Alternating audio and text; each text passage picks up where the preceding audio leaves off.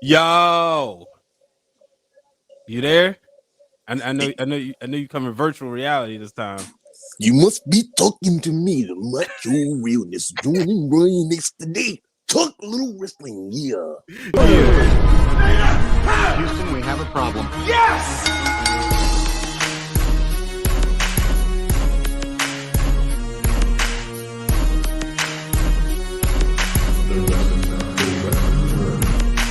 What you gonna do? What you gonna do? What you gonna do? What you gonna do? What you gonna do? What you gonna do? What you gonna do? What you gonna do? Oh yeah.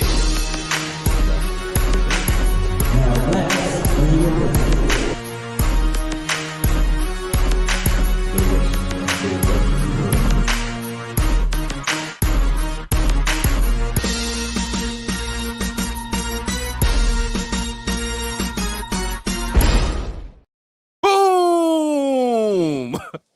What up, everybody? Welcome to this edition of the Wrealm Now podcast.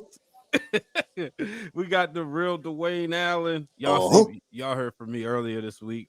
Now,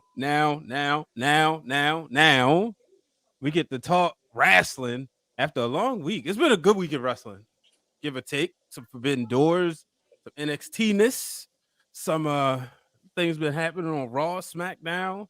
And well, first and foremost, because I just realized as I was going through putting together this show, it's the first show of the year. It's weird because like we talked to break down the fourth wall, brother. We talk on a regular basis, but then I'm like, wait, we haven't did a show in so long. And it's like, yeah, wait, okay, so we haven't done the show since last year. Last time we did the show, I had COVID. Was it COVID? Yeah, we found out, that later. I found out the next day, but we recorded it Thursday before Christmas. Why are you feeling better now? How about that? That's the question. Yeah, 100%. Thank God. But definitely people wear your mask. Wear two if you have to. I would suggest wear two. I've been wearing mine. But yeah, it was. I ain't gonna say I had it like rough because there's people out there who's had it way worse than me. But I will say that I'm grateful that we cook it with grease tonight. Oh yeah, it's gonna be one of those nights. It's good to talk a little wrestling. Adam says hi, by the way. What's up, Adam? The man, the myth, the legend. I don't know if I ain't gonna call him a man yet. We're gonna let him enjoy his time right now. But yeah, he'll hear his shout out on the playback. Oh, okay. Yeah, I know he wanted to get on camera today. Yeah, he looking like tell him I said hi. So I'm gonna go to bed. It's bedtime. Right. But yeah, man, how you feeling? How many belts you got? Pretty good. Come on, like get out. He's trying to hijack the show again. I know. I'm feeling good, man. Ready to talk a little bit of wrestling. There's a lot of stuff going on, but you know what? I think we're the right guys to have this type of discussion. So let's hop to it. I'm feeling pretty good, man. Like I said, wrestling is hitting that part of that time of year. Mm-hmm. You know what I mean? We're getting ready to hit to the Royal Rumble. And a lot of transitions, a lot of incoming folks, a lot of outgoing folks. So things are getting pretty interesting right now. Yeah. I'm gonna just run this real quick. Quick time travel. You know what this year is? What's this year? The 30th anniversary of the 1992 Royal Rumble. Oh wow. That should be interesting. Does that make you feel old? I was trying not to make a comment about it, but yeah, it does. It's unfortunate that Ric Flair isn't with the company because I would have loved to see a celebration. Like you can't talk about the 92 Rumble without talking about Flair. You can escape Hogan, right? He was a big part of it. Because obviously the reason why the belt was on the line because of Hogan and Flair and their issues, but because Flair won it, the promo, the post-match promo, the iconic robe that he wore, the black and white one that they was I don't know if you watched it on the Legends show. I be forgetting the name of that show, but when they was chasing that robe and they finally got it, like that on A&E. A&E, yeah, that's the Holy Grail, right? They actually made a Funko Pop of it. I keep looking at. But I brought that up because it's like, man, Ric Flair was a huge part of it. Obviously, winning the Royal Rumble, coming in as the number 3 entrant, the same entrant that Bianca Belair had last year. A lot of people don't realize. But obviously, I don't want to spend too much time on it. But how you feel? Like, when the first time you remember the first time you watched that Royal Rumble and your thoughts? Watch that Royal Rumble? Yeah. Yeah, I watched it on playback. I really don't know when, but like I said, it was during my tape traders heyday. It was during those times where you would hit a Hollywood video or a Blockbuster video to try to catch what you can get on, Suncoast, and try to see what was available. And I don't remember when exactly, but I do remember seeing that Royal Rumble and remembering that, like, I knew who Ric Flair was and I was familiar with him, but I guess when I was in '92 when I was younger, I didn't like Flair too much. Right. I don't think any of us did. Because he was a heel. So like so that was one of my favorite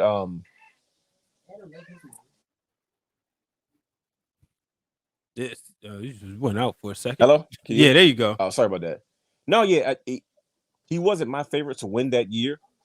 But I think when at that time I had no idea the magnitude of who Ric Flair was, you know what I mean? But it seemed like I always knew who he was. If that makes any sense. It's like after a while, you've been watching wrestling for so long, it becomes a blur. Yeah. You know what I mean? But 92 is not really one of my favorite Royal Rumbles. You know what I mean? Because a lot of people hear you say that, man, because people will argue up and down. It's the greatest Royal Rumble ever. Well, you gotta remember about when I watched it. In '92, I was maybe 4. You know what I mean? Yeah. So, I was casually watching wrestling as a kid. You know what I mean? It wasn't that serious to me. It was just wrestling. That's what made it fun.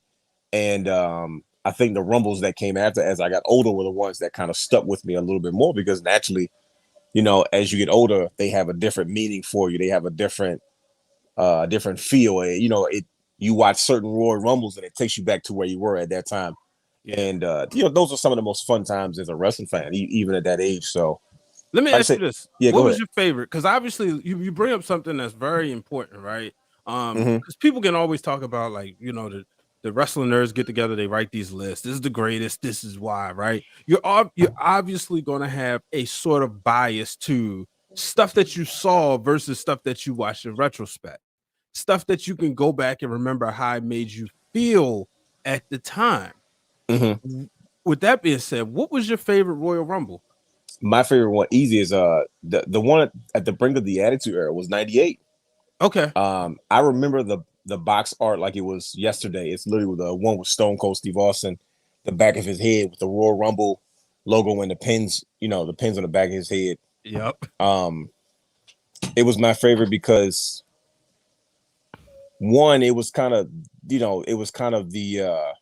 it was during that time where it was like, this is where the Attitude Era was about to explode. And that was when I was into it the most. And of course, it was like, to me, it was the last Royal Rumble with Shawn Michaels on it. In the main event, and one of my favorite matches, the casket match between him and The Undertaker. We also got to see in that Royal Rumble, The Rock and Austin face off for the first time late into the Rumble. And they looked at, Rock was kind of still Rocky Maivia. He was. No, he just turned the nation. Remember, because he had the short. Well, yeah, he was still. That's what I'm saying. Like he was still, Rocky. He was Rocky the Rock Maivia.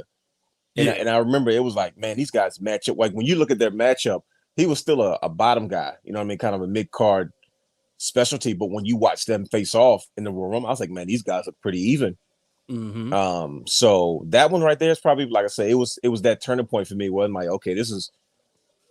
I remember literally once again going back to Hollywood Video over and over again. I went to Hollywood Video because it was around the corner from my grandparents' house, and I remember that video was there for the longest time. And every time I went over there, I would purposely go in there and I was looking for that video because I would just watch it and watch it and watch it. So '98 was my favorite just because of nostalgia purposes. Don't get me wrong, there's plenty of other Rumbles that I enjoyed for a lot of different reasons, but that one to me has always had the most meaningful to me as a wrestling fan for the most part. That's the one you picking up and watching. Like if you was to do a Royal Rumble tribute every year, that's the one you gotta watch. Yeah. Easy. So it's funny because '98 at that time I hadn't got back into wrestling yet. It's hard to imagine you not into wrestling. Like people don't even people don't know that about you all the way. Like they forget it if they don't know it. Yeah, because of that crucial period between June of 97 when we got rid of cable up until June of 98 where I discovered Shaka Saturday Night. The no cable years, as I call them. That's your era, the no cable era in your life. Right. And so, and also it's the transition of me like really understanding sports. So I was putting a lot of attention in baseball, basketball, and football. Right. But when it came to, for me, it's 99, right? Now, ironically, when I go back and look at 99, Big Boss Man defeats the Road Dogg. I didn't like that. I didn't like Billy Gunn not winning the Intercontinental Championship. Obviously, I love X-Pac winning. I love Sable winning. At that time, I didn't like The Rock winning, and I hated Stone Cold losing. But later on, I'm like, this is like one of my favorite Royal Rumbles because one is like I can remember where I was. I remember, shout out to my Uncle Mike, you know, him bringing the tape the next day and coming home from school, you know, me and our marketing manager, brother Hugh, kids it. will never know. I don't mean to cut you off, but kids will never know what that's like. That moment when you get that tape brought to you the next day. But go ahead. I didn't mean to interrupt you. But that's a key point that you brought that up. Yeah, man. And it's nothing like it. Or you calling your buddy. Did you see it? Did you record it? Can I borrow it? Yep. You know, and I had the hat. I had a TV VCR combo and I had a regular VCR. So every time somebody let me hold tape, I would just copy it. And like I said, I always bring him up. Shout out good brother Brandon Guy, who always bought me tapes, right? And this is like when you realize somebody's a true friend. The next day after WrestleMania 17, the tape was in the locker. See, I just spoke. It's funny because I just spoke to Brandon earlier today. Yeah, that reminded me. He probably when he watched, he's like, "Yeah, Brian ain't call me back." I was supposed to call him back. I was literally doing some homework for work, and I was like, "Yo," I said, "I'm almost finished. I'll call you right back." But then I had to cook. But yeah, he brought the tapes. But you know, that's the thing about the tape trading. So for me, it was the 99 Royal Rumble, man. But this one, you know, Royal Rumble 2022. We got not one, but two huge championship matches going in where we have Seth Rollins taking on Roman Reigns, and then we have Bobby Lashley challenging Brock Lesnar. Now, I done said enough about this subject right here on the Wrestling Realm channel. We can go to Break It Down with Brian H. We got the realness here. I got to hear your thoughts and how you going to break it down. What exactly am I breaking down? Like, you got to set me up better than that. Because we'll be sitting there talking for 3 hours on one subject. You know I'm long-winded. All right. Why are we getting Bobby Lashley and Brock now versus at WrestleMania? Are you forecasting a brand merger, or are you like me saying, not just yet, but it's a nice teaser? Perfect. Okay, see, I can break that down. Here we go. I'm probably going to go with the latter, what you just said, and I'm going to explain to you why. One, it's very rare that you can get a good, solid, big main event for Royal Rumble without spoiling your WrestleMania main event, right? Because at the end of the day, Royal Rumble is still a huge pay-per-view, right? You got to have a big main event, even though that the Royal Rumble is usually seen as the main event. That's what brings everybody out. But it's always good to have that big main event match, like Shawn Michaels went on to defend the WWF Championship against Stone Cold Steve Austin at WrestleMania 14. But before then, he had a crazy feud with The Undertaker, which I thought was still to this day one of my favorite feuds. But it was a big deal. And it was a casket match. You know what I mean? You know, you had Kane coming in involved. So, you know, you always got to have that main event at the Royal Rumble. They're planning something big as far as a main event going into Royal Rumble, whether it's night 1 or night 2. We don't know how that's going to work out as far as logistics is concerned. But to me, it's a perfect storm in regards for the WWE because you're able to go away from, you can cut your storylines in half, right? What I mean by that is you have Brock Lesnar, you have Roman Reigns. That's just the hottest thing in pro wrestling. That's the biggest draw in all of professional wrestling right now, whether you like it or not, right? Because it covers all territories. It covers what the fans want to see, and it covers what the advertisers and what the business wants to get from that type of matchup between these two megastars at this point, right? Right. Now, it's difficult to sit there and try to write stories from here all the way to WrestleMania, but WWE always has this thing where they give you a good mini mega feud in the middle, right? For example, Mick Foley always played his part because even though we knew it was going to be Rock Stone Cold at some point, he had to sit there and deal with a Mick Foley at some point, and that was a crazy feud, right? Yeah. Their rivalry, their matchups, it was that was a main event push, and it was almost like a distraction from what would come later. But at the same time, that was part of the road to building The Rock to be what he is, to get him to that main event place. You saw the same thing with the Triple H. You know what I mean? Following year. Mm-hmm. Exactly, right? So, COVID things happen, and we don't get Brock Lesnar, we don't get Roman Reigns at WWE Day One. So Brock Lesnar wins the WWE Championship, and now it builds up to a matchup that we've been wanting to see for a long time. Mm-hmm. Ever since Bobby Lashley came back, he's been talking about, I want Brock Lesnar. That's the matchup we've all wanted to see, because Bobby Lashley was looking to have a similar run to a young Brock Lesnar when he first came in. Bobby Lashley was kind of getting that same similar push. He was being booked in very similar fashion, maybe not as dominant as a Brock Lesnar, but he was getting there. So fast forward 20 years or so, we get Bobby Lashley. That's a huge main event draw, right? You can't go wrong with Seth Rollins, and you can't go wrong with Roman Reigns. But we're getting a fresh matchup in Bobby versus Brock Lesnar, because that's going to be a good matchup, whether you like it or not. Like, we're going to see two big behemoths destroy each other, right? It's an easy story to tell. It's an easy story to sell. So you don't got to worry about the other thing. But at the same time, though, they've made it very clear. Look, we're still going to address the bigger picture, because Brock Lesnar still showed up on Roman Reigns. Let me tell you the Brock Lesnar effect. Brock Lesnar is any cheat code to your storyline. Brock Lesnar is like the Money in the Bank briefcase, where at any point in time, it doesn't matter what you booked or what you wrote for a story, because Brock Lesnar's character is so multifaceted. Just his name alone makes it make sense. For example, when Brock Lesnar doesn't get drafted to Raw SmackDown, he goes, well, I'm Brock Lesnar and I do what I want to do. And you kind of saying to yourself, you know what? He's kind of right. Brock Lesnar does what he wants to do. So you're not going to say, well, it doesn't make sense. He's going to say, well, and by the way, my advocate made sure that happened for me. Caused another wrinkle in that storyline, because at that time, his advocate was with Roman Reigns, right? So you figure, okay, well, what brand is he going to go to? So then he wins the WWE Championship. And you say, okay, now they got to sit there and ignore the fact that they had this entire feud, and they got to go talk about, he showed up on SmackDown and said, hey, guess what? I'm the WWE champion, and I'm still coming for your title. Let's do it. Title versus title, me and you. So it's like you still got that feud in the works, but at the same time, though, you're not disinterested in one versus the other. But guess what, though? We got that fork in the road, that middle spot before we get to WrestleMania, where we finally get to see a matchup that we've all wanted to see, whether you liked it or not. So after a while, people are not going to complain about, well, Big E should have lost, because they're too excited to see, well, shoot, wait a minute. I know I didn't want Big E to lose, but I kind of wanted to see Brock Lesnar versus Bobby Lashley, and now we're going to get it. Right? That's what we didn't get with Brock and Kofi, though. We didn't get that follow-up.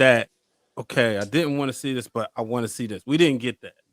It just wasn't meant to be, and sometimes that first run is always just to establish you as a main event guy. It's not meant to be a long-term thing. Like Bobby Lashley had his first run, but now everything that Bobby Lashley does, he's a former WWE champion. He's a top guy. He's a main event draw. So everything he touches is a main event storyline. Same thing with Drew. Once you're a made man, you're a made superstar. You're one of the top guys. And sometimes having that title run is just to put you in that conversation. I mean, it works for Kofi. It works for Kofi. His value is up forever in life. Kofi's untouchable at this point. It didn't matter what he did. Like, Kofi's like Chris Jericho. It doesn't matter what he does after a while. He's done enough in his career where it doesn't downplay what he's doing now. Yeah. There's a few guys that are like that. AJ Styles is that way. Shinsuke Nakamura is that way. I don't care what you say. You know what I mean? These are guys that they're never going to fall off because of they're already established. Jeff Hardy was that way. You know who's that way in sports? Joe Namath. Joe Namath said one thing. He guaranteed and he delivered. Now, people forget that he had more interceptions than touchdowns. His numbers, this generation of numbers is trash, right? Right. He got the most important part, the Super Bowl. And that's how it is with these guys you just named. They got the most important thing. They got WWE champion, obviously exception to Shinsuke, but he's done enough in the world. But they got the WWE championship on their resume. Right. I mean, and that's kind of the whole point. And it's like, you can't go wrong with matchups like that. You know what I mean? Because you're giving the fans what they want to see. You know what I mean? It's a fresh matchup, and at the same time, it's not going to distract you from your big money matchup that you're going to have in Texas, right? So it's like, to me, this is probably one of the best. It's going to be one of the better Royal Rumble main events that we've had in a long time. Because like, when's the last time you saw something like that? When that like Brock Lesnar versus Bobby Lashley could easily be a WrestleMania main event. Yeah. So when I see a main event like that, I get excited. I say, well, shoot, if this is your main event for Royal Rumble, I'm curious to see where you guys go from here on out, from here to WrestleMania, as that proverbial road to WrestleMania begins at the Rumble. Yeah, I would have rather seen it there, but I get it. You know, I mean, I think we're going to get like Roman Brock 5. You know what I mean? And I think if Brock Lesnar does retain, and he still is WWE champion, I think it's going to leave a lot of questions, because I think they're going to be very ambiguous with the stipulations of the WWE Championship and the Universal Championship. And I think they're going to keep people guessing and asking plenty of questions. Mm-hmm. But when you have Brock Lesnar, you don't have to explain it, because Brock Lesnar could carry both titles. He can say, I'm not unifying. All the smart marks will tell you, okay, well, they're clearly going to unify the titles in the brand split. It doesn't have to be the way with Brock Lesnar. Brock Lesnar can easily say, no, I just want both belts. Mm-hmm. And you don't have to write nothing for that, because it's Brock Lesnar. You're like, well, that is something Brock Lesnar would do. Yeah. And Brock Lesnar may defend one and he may defend the other. It's kind of like when Seth Rollins was WWE champion and United States champion. Sometimes you put one belt on the line, sometimes you put the other belt on. It's not like, oh, since I won both titles, I'm unifying the titles. They could go that way with Roman too. Sure.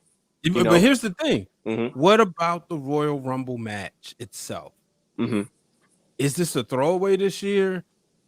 Is it, where does that person stand? Do you jump the shark and make them get challenged for the title of Crown Jewel? Here's what's got me guessing when it comes to the Royal Rumble this year. It's the wording of their advertising. Because now what I'm hearing is the winner of the Royal Rumble gets a shot at it at the title of their choice. Yeah. And I'm like, wait a minute. That wasn't. Now, you may be referring to the Universal Championship, or you may be referring to the WWE Championship. But like I said, there's this ambiguous form of advertising when it comes to the event itself that's got me thinking, well, wait a minute. Are they going to throw some type of curveball? One thing that the WWE tries not to do, even though it doesn't work half the time, they try not to be stagnant. Mm-hmm. They say, okay, we're doing this for the 50th time. How do we make this year special? How do we use this year's Royal Rumble to accomplish what we're trying to do long term?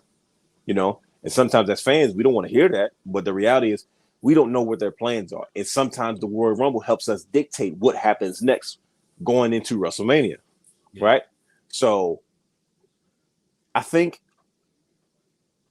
this year's winner, we're going to find out what direction they're going to go in, because now it's most likely the winner is going to add another wrinkle to whatever it is they're going to do next. Because right now you have two of the biggest personalities in all of professional wrestling that don't seem to be moving over anytime soon. They're just two of the hottest things in the business right now. Mm-hmm. Brock Lesnar and Roman Reigns. Like, who's going to be either one of them? Yeah. You know what I mean? So it's like, who does the WWE see in that light to say, oh, no, we're going to push this guy back here. We're going to put him in this situation. Who are you going to choose to beat Brock Lesnar, or who are you going to choose to beat Bobby Lashley? It's like, those are the things, all these matches play a factor into where we go next. And I think that's going to be the fun of it, especially for fans like us. We're older. So not only are we going to try to enjoy the event for what it is, but it helps us put these puzzles together that we like to do every year.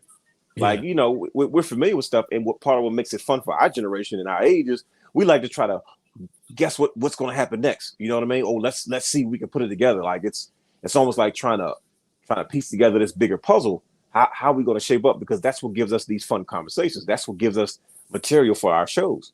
Mm-hmm. What direction are they going in? Who are they going to push next? Who do they believe in? Who's going to be the next guy? Are they trying to invigorate somebody that's already there, like an AJ Styles, or are they going to try to go with somebody completely new, like a Riddle? Like, you just never know. Who is the guy that they believe in next? Like, you're like, man, who's next in line? Because whoever even attempts to beat Brock Lesnar or Roman Reigns is going to be a made man one way or another.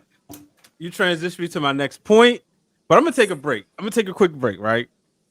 Remember when we did our video game show? Yes, I do. And I told you there were some games I wanted to get back, right? Mm-hmm. Sorry about that, buddy. I just y'all don't know. He asked me to find SmackDown. He let me hold SmackDown a while ago. I played it one time, never liked it. And I put it away somewhere and I couldn't find it. And I just found it like a week ago after he went and bought a whole new one. So my bad, bro. I don't care. I'm what publicly y'all say. apologizing, yo. No, but see, just because of that, I'm gonna go ahead and say this because I know a lot of people ain't gonna agree with it, but I like SmackDown 2 better than No Mercy. There, I said it. All right, bro. I see you tomorrow. You can finish the show about. I said what I like better. I ain't say which one was better or whatever. Nah, but don't try to use the dirt sheet smart mark argument like, oh, I didn't say it was better. I'm gonna sit there one of these days. I'm gonna. You're just not good at No Mercy. Just admit it. Ain't even that. It's the story mode.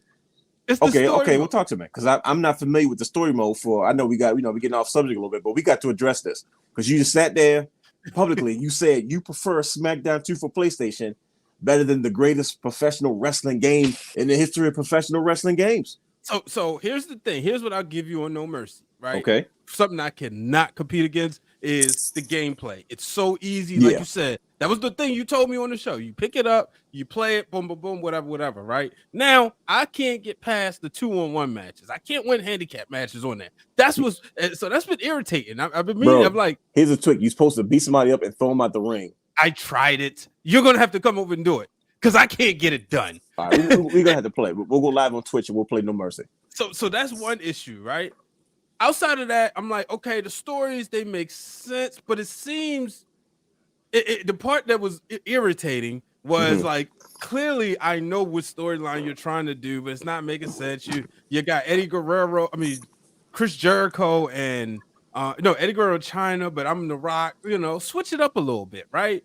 All right, SmackDown, they kind of went forth with that. Now, also with SmackDown, because it's PlayStation, it's a CD-ROM, they had a little bit more room to do a little bit of stuff. So where No Mercy might have had the graphics and stuff, SmackDown, you got the full digital music, you got the full capabilities. Like I said, the story modes, the many different type of matches, the Hell in the Cell, the Cage, the Slobber Knocker, I'm not sure SmackDown 2 had the casket match. I believe it did. So that's the thing. It was more matches.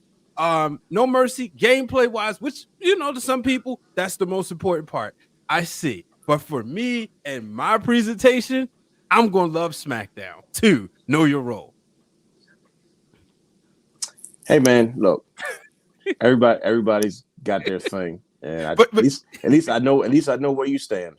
Yeah, but it was another game I played, and I'm going to run this clip real quick because we'll come back because we got to talk about who can beat Brock Lesnar or Roman Reigns. And that is WCW versus the World. I was playing that, and you know what? If THQ would have kept this engine, but added Nitro and Thunder and made it with this engine, it would have been a 10 times better game. Here's a quick clip of it. Spear is down. Oh wow! Is he powered up? Maybe that's what that was.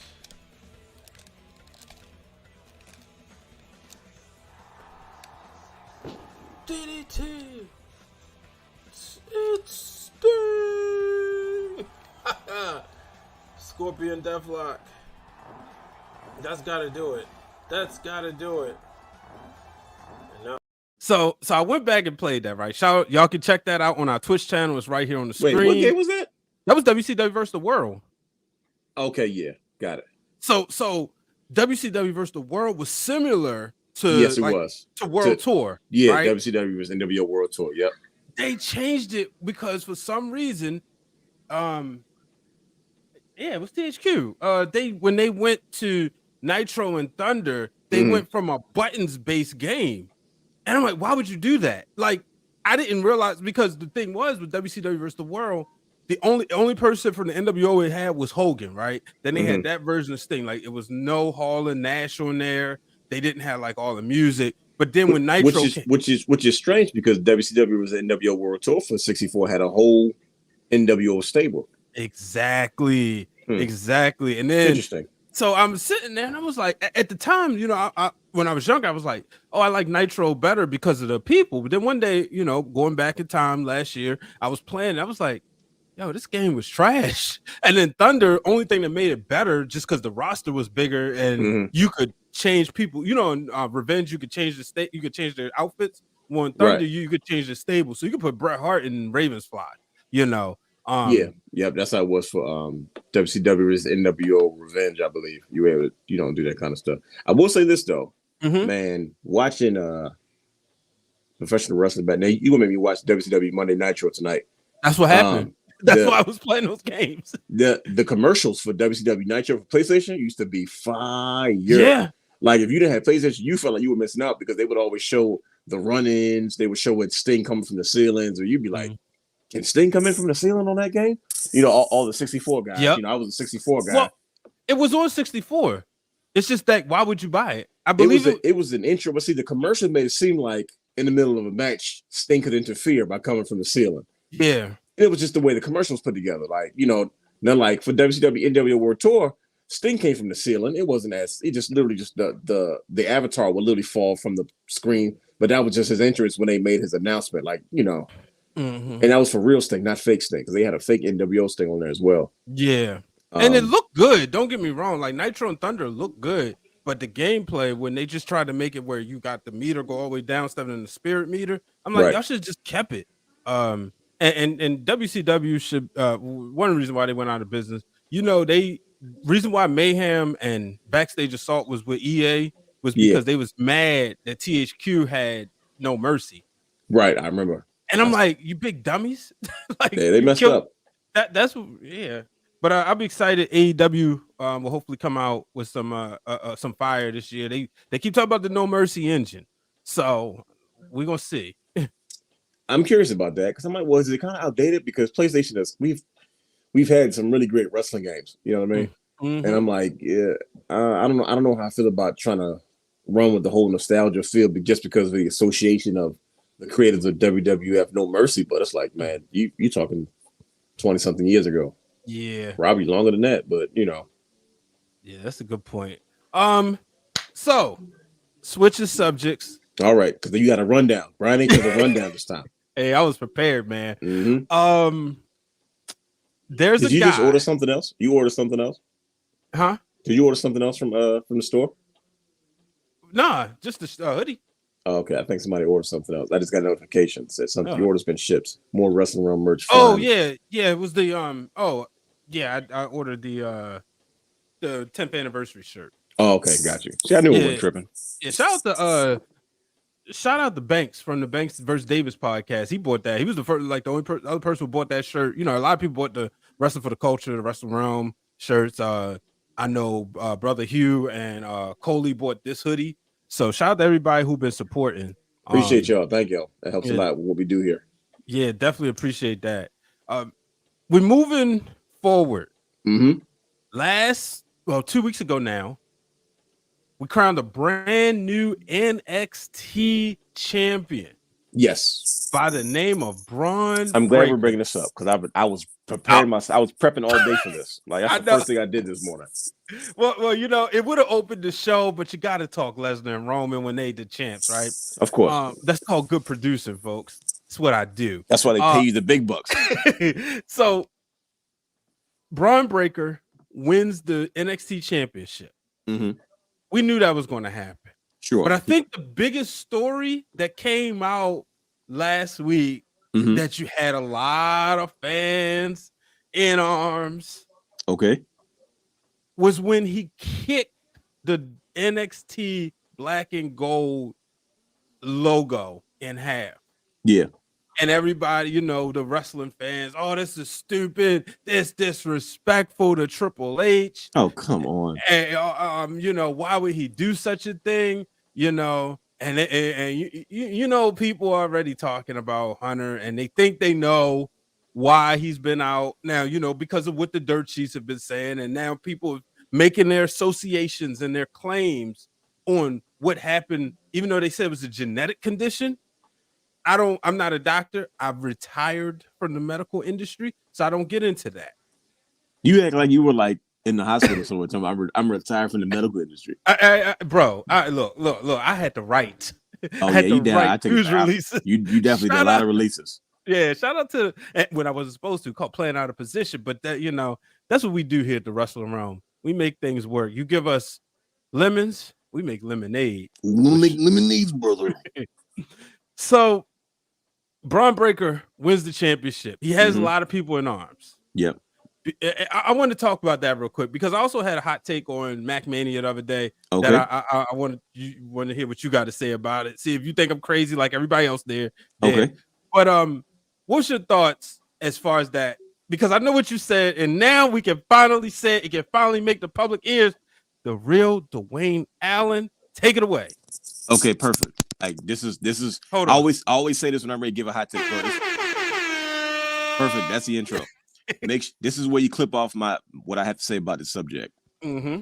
So where do you want me to start specifically? Give me a. Let's start with Bron Bron Breakker Breakker. breaking the logo. I loved every bit of it. Because it's, as wrestling fans, it's okay to love what we love, right? Mm-hmm. But if you really think that Triple H isn't behind all of this, you out your mind.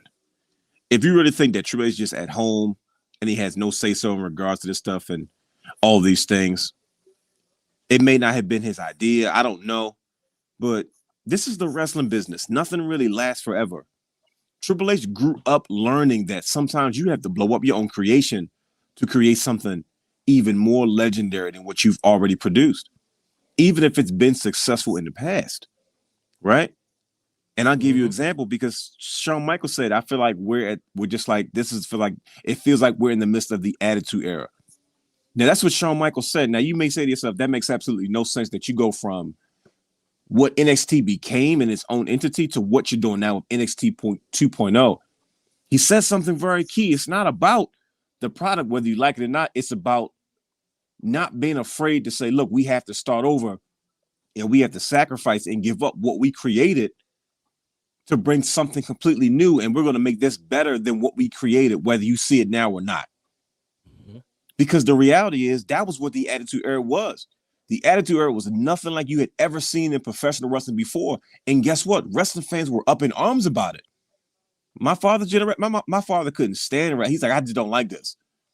Like, and now my uncle, my cousin, who was just as crazy about wrestling as we were, he's like, yeah, I prefer WCW because WCW had more of a classic feel to it sometimes. They gave you the NWO stuff, but it was all wrestling based. And WWF went over the edge, no pun intended, right? Yeah. You see the same thing with NXT. Sure, I wasn't a fan of it at first, but it's a reality that we have to. It's like we're too old to be holding on to what's in the past. At the end of the day, we watched Vince McMahon blow up the new generation. We watch him orchestrate a deal for Bret Hart to go to WCW. That's one of his biggest superstars. You know, we watched him say, Shawn Michaels, it's time to wrap up. It's time for you to go home. And we had this conversation early in the week. I said, yo, imagine if we were watching wrestling at that time and WCW was winning. WCW was the #1 professional wrestling organization on the planet at the time. And we find out through dirt sheets that Vince McMahon told Bret Hart he can't honor his contract and he's negotiating a deal for him to go to WCW. Then he told Shawn Michaels, it's time to wrap this up. It's time for you to go home because you're not healthy. We would have said, oh, Vince has lost his mind. He's crazy. Those are his two biggest superstars in the last 5, 6, 7, 10 years. And now he's telling them, oh, yeah, they're definitely going out of business. Vince McMahon is old and out of touch. But what did that make room for? Stone Cold Steve Austin. What did that make room for? The Rock. We're still riding waves from Stone Cold and The Rock today. Right? So don't think that Triple H is unfamiliar with blowing up his own creation to decide to go in a different direction because he had to. If you got a problem with the way NXT lost its luster, you can blame Tony Khan for that. Ooh. Because once AEW stepped into the arena and they were doing the same thing NXT was, they created a third brand. Well, guess what? The independent superstar was no more because one of these professional wrestling promotions is going to snatch up anything hot right now on the independents. Right? Mm-hmm. And if you don't believe me, look what happened at Ring of Honor. They got depleted because once WWE proved that, oh, guess what? They're embracing our style of professional wrestling somewhere, which was NXT. They weren't staying there any longer because at the end of the day, they were becoming superstars, even in developmental, because that's what it is at the end of the day. So Triple H decides, okay, hey, man, we got to blow this up. Vince McMahon and Bruce Prichard are like, look, we're tired of you creating something that lasts in NXT, but then at the end of the day, guess what happened? These people are making a name for themselves and they're going elsewhere. So that's bad for business. So now when the business folks got to get involved, they say, well, shoot, we got to go back to the old way.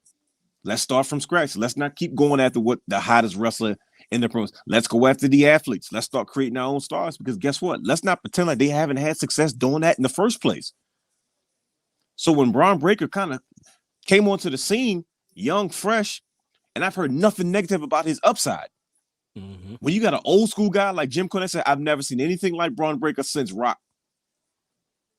Jim Cornette saying that? Jim Cornette doesn't like anything. Nothing new. Nothing new. You know, Jim Cornette misses his era of professional wrestling. That's his whole thing. Like people like Jim Cornette is out of touch. He may be, but that man misses what he knew as professional wrestling. That's why he's very hard. That's why he's very critical. That's why half the stuff he says doesn't seem to make sense in this generation because it doesn't. It just doesn't fit. So Bron Breakker kicking that X-Man, I loved every bit of it.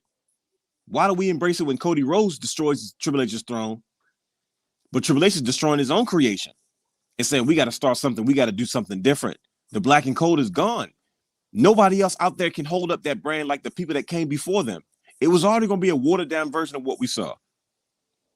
And the reality is, in that way, in front of those audience, a lot of those superstars weren't making it to the main roster to be big time stars. You know what I mean? Like the ones you can get credit for, we've talked about it before, were the women. If NXT did anything, it created female superstars. Because all the female superstars that we enjoy in WWE right now, they came from NXT. All the single stars, that's debatable. A lot of those guys didn't make their name in NXT. They just got that exposure there. And a lot of them fizzled when they got to the main roster for one reason or another. We're not here to discuss that. I don't work for WWE and they don't pay me to. So when Bron Breakker kind of stormed into the scene, like he made a noise. And it seemed like it was by accident. And then before you know it, he changed his look. He shaped some things up. And they said, this is the guy. He's the leader of this new generation. We're bringing all new faces. We're developing all new stars. And we're kind of going back to the old way. If you look at old FCW stuff and you look at early NXT, where they had main roster guys come down and working with some of the young talent, where you had young talent showing their faces on the main shows, you're getting mad because the brand is changing. But at the end of the day, they're trying to incorporate their developmental guys better to the main roster, and they got to work together. That's the only way they're going to survive. What good is it that I love NXT, I love NXT, I love NXT, but then those guys don't make it to the main roster because Vince McMahon doesn't understand that. So then he takes his top guy, he takes his most trusted ally, his right-hand man, Bruce Prichard, and says, okay, look, I'll go down there and I'll give you my 2 cents because I know what's going to work on the main roster, because we got to start incorporating. If I can see for myself what works, we can start developing new ideas. They're not waiting anymore for those guys to be NXT superstars. If they're good enough, they're bringing them up. Rich Holland already paired with Sheamus, already working with Cesaro. Yep. We just saw AJ working with a guy. We just seen Riddle working with that's AJ Styles. Like we're seeing young talent really being groomed this time for the main roster, not to be NXT superstars. And you say, well, it worked before because it was a third brand. You don't need a third brand because guess what? Vince McMahon loves professional wrestling. You got AEW now. They have competition. They have something they can push towards. There's a place for these people to go. If things don't work out in WWE, they can go back to developing their own stars. Bron Breakker kicking that X was symbolic because the old way is gone. And guess what? We have to embrace it because we're looking at the stars of the future. And guess what? It took us it took me, I can't speak for nobody. It took me a little while. But I see it now. Because you don't like change. No, I can't. You said that I can't be stuck in my ways. You know what I mean? Like when something is good, I don't like it to ruin it. But I'm quick to say, okay, let me give it a shot. It didn't make sense for us. But as I see things tweak, I said, NXT 2.0 has a handful of household names already, and these are all brand new faces. Not guys working with Kyle O'Reilly, not guys working with Adam Cole, not guys beefing with Austin Theory is a household name now. You know what I mean? Tony D is already a household name now. So Solo Sikoa, is that how you pronounce his name? Little Uso? I forgot. I honestly haven't. It's not. He's a household name now. Like I watched this dude get into that street fight with the Asian brother. I said, oh yeah, this is going to be good. Mello don't miss. Mello don't like those guys. Like they're going young. It's what you're seeing is Vince McMahon telling Ric Flair, listen, man, we got to go young because at the end of the day, you got to secure your future. He did that with the guy who made him the most money, Hulk Hogan. I mean, he told Hulk Hogan it's time to wind this bad boy down. He told Hulk Hogan to go home. Listen to me. He told Bret Hart to go home. Listen to me. He told Shawn Michaels, it's time for you to go home. He told Stone Cold Steve Austin, you got to put over Brock Lesnar. This is the nature of the beast. Right. Rock was smart. Rock got out of there. Well, Brock had to put over Lesnar though. Rock went and made money and came back. It's one person he never told he had to go home. That was Taker. That was like Taker was Andre. He was untouchable. Yeah. You know what I mean? He didn't have to be the champion. He had to be Taker. Just like Andre said, I'm not here to be WWE champion. I'm just here to be Andre. You know? So I've learned to embrace it. You don't have to like it, but NXT 2.0 is extremely successful early. I'm seeing it's got a new feel to it. It's got a new shape to it. It's not disrespectful. It's the evolution of the business, and we should be used to it by now. If you don't like it, I respect that. I get it, because NXT was amazing. You know, the way that we knew it. But I'll be honest with you, it was already losing its luster. You know what I mean? And this generation wasn't going to be able to carry that banner the same way the guys previously did, because they had so much experience. And now we going back to fresh faces. You know what I mean? And Bron Breakker, I'm gonna tell you what, when he first came out there, he was kind of high-pitched voice and happy to be here. And I was like, oh, he's kind of goofy. But then I listened to his promo after he won his title. He came out first of all, the championship match, he changed his look. You know what I mean? There. That was number one. I said he looks like a main event player. Like, he came out there, he did his thing. He looked great in this match with Tommaso Ciampa. Like, these are all fresh faces. Like, he's been compared to Kurt Angle, The Rock, and not as in he's going to be a megastar, but as in a pure athlete that's picking up, that has wrestling pedigree in his blood, that's picking up on the business really, really quick. And that's exciting, because when I saw Bron Breakker come out there and kick that X, and I saw his look, I said, oh yeah, we might be looking at something. And who knows how long he'll be in NXT. He could be there for a while, but imagine what he's going to look like by the time he gets to that main roster. He's not going to get lost in the shuffle, because guess what? The guy that's writing for the main roster is responsible for what you're seeing in NXT. Right? So that's my thoughts on it. That's my take on it. And that brings me to my point. Can you play devil's advocate? No. Okay. Not on this one. I you know, even if I wanted to, it just wouldn't make any sense, because like you said, at the end of the day, it's about going younger. And the point of NXT is so they can have their homegrown developmental. Yeah. Develop the superstars in which the way you want to develop them. We talked about it earlier. FCW, Drew McIntyre. I think they have a special on Peacock about Yes, it. they do. Drew McIntyre. Roman Reigns, Big Sheamus. E, Seth Rollins, Sheamus. Yep. Heath Slater, Cesaro. Yes, all these guys, you know. Obviously, there's always going to be this specialness to NXT, because we literally saw it from a reality show to, you know, this like herky-jerky contest to Hulu. We've seen the evolution. We saw this come from a baby. Now it's like, okay, we went for black and gold. Now after 10 years or whatever, you're changing this. Like, wait a minute, what y'all doing? But it makes sense. So now I look at what's happening. And I've always said, when Roman Reigns loses the WWE Universal Championship, I want it to be to someone he hasn't faced or lost to before, so that it makes the moment, it makes it bigger, right? I think about when Hulk Hogan lost to Warrior. It was a big deal because they never faced each other. Right. Even when, when it's always like that passing of the torch, right? When The Rock lost finally, like his, what we thought would have been his last championship run, it was the Brock Lesnar, the next guy. That is what I see in Bron Breakker.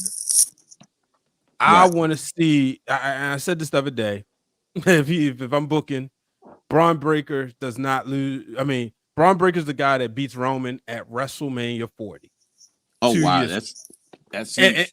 And the pushback I got was wrestling fans not going to wait that long, which I understand, right? But I'm saying, when I look at Roman, and maybe because I never thought I would like him, and now I'm like, he's like my favorite wrestler on the planet right now, outside of, Daniel Bryan is just in a different classic zone. Yeah. Right.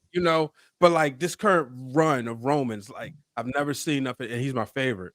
Right. And it's like everything he touches is gold. And because of the pandemic, he hasn't been able to go into every single city.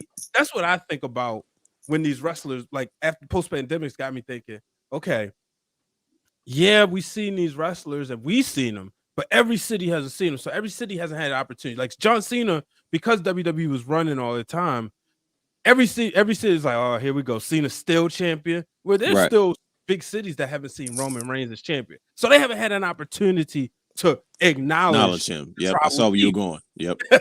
So that's why I think like this could work. You know what I Mhm. mean? And that's what I said. But when it's time for him to lose, he needs to lose to somebody that he hasn't faced before. I don't want to see him lose to Drew McIntyre. I really like. I like the Seth Rollins. I don't want to see him lose to him. You know what I mean? Granted, Rollins could say, "Well, look, I beat Roman and Brock for the belt twice each. Mhm. That's different." But I don't want to see him lose to Brock. Like Brock, you got Taker. You don't need Roman too. You don't need the tribal chief, right? Mhm. So when I see Bron Breakker, I'm like, okay, this guy's got the character, he's got the pedigree, and he's believable. When you look at him in the ring, you see two people. Absolutely. Yeah. That's the thing. You got to meet that eye test. You meet the airport test, right? You Right. walk through the airport. You probably won't admit it, but for those who don't know, the real Dwayne Allen 6'7". So he walks through the airport. People automatically like, oh, yo, he's somebody. Who he play for? That's the thing. Mhm. When you see wrestlers, right? The first thing is who's that? Think There about you if go. you're in Yep. a store, right? And I remember when I used to work at Best Buy in Owens Mills. Mhm. It was near the Ravens facility. Yeah, I remember that. That was Yeah. Ravens Player Central. Bingo. So, and I would say, and my coworkers would be like, "Oh yeah, I know that's a Raven right there." And you know, football players wear helmets, so you don't always know their faces unless they're a big star. And I Right. said, "How you know?" They said, "Yo, just pay attention. They just look bigger than everybody else." You Right. know, like I saw Jonathan Ogden. Now, obviously, I know who he is, but he's like literally. The first thing I thought about, this is how you know it's wrestling ingrained in me, was wow, that's what people must have felt like when they saw Andre the Giant.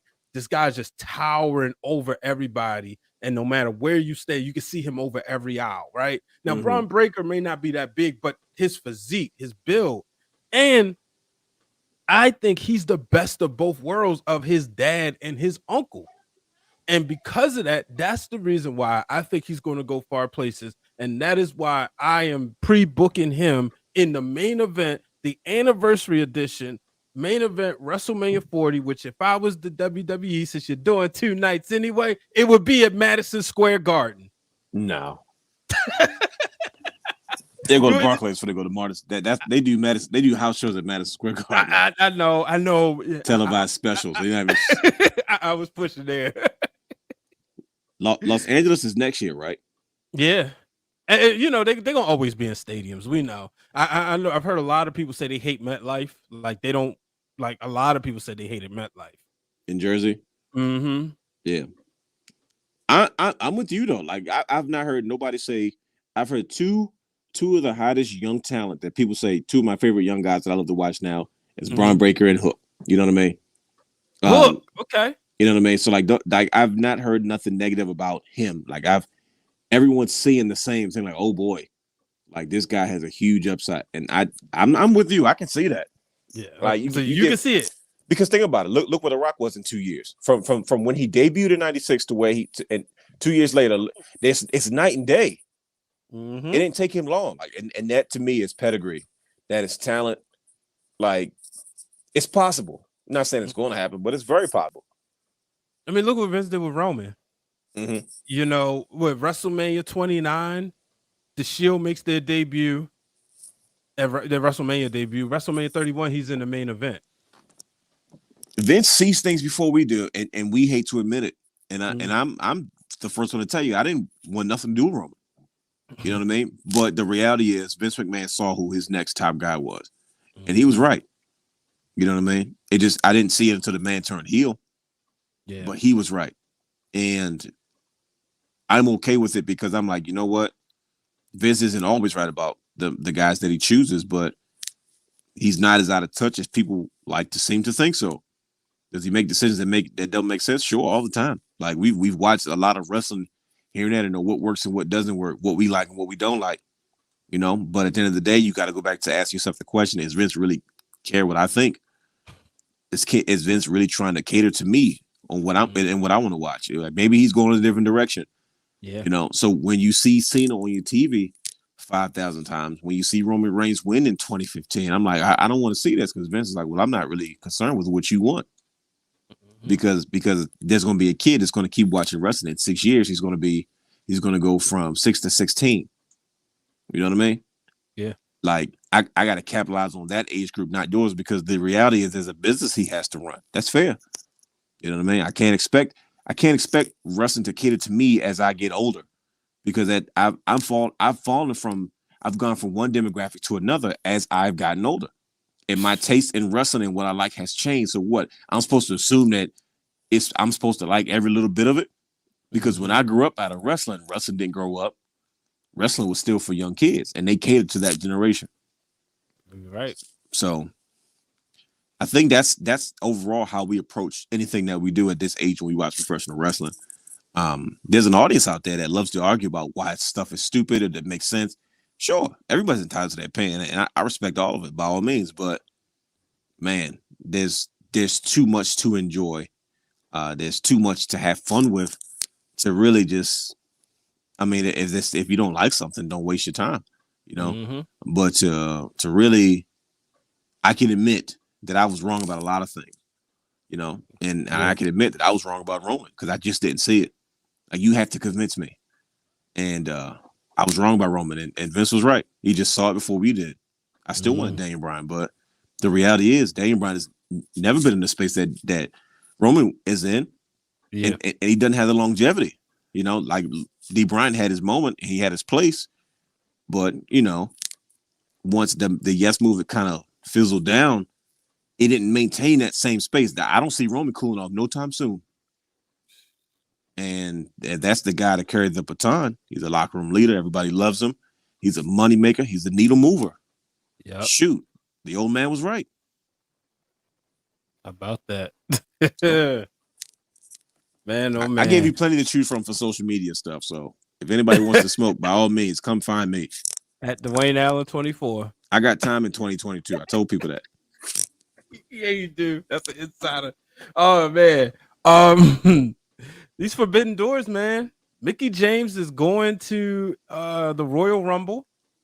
She is the Knockouts. She's the Knockouts champion. Wait. No, okay. No, I'm just trying to make sure I got this right. Yeah. I'm tripping. It's so many belts going around because you got so many belts going around, brother.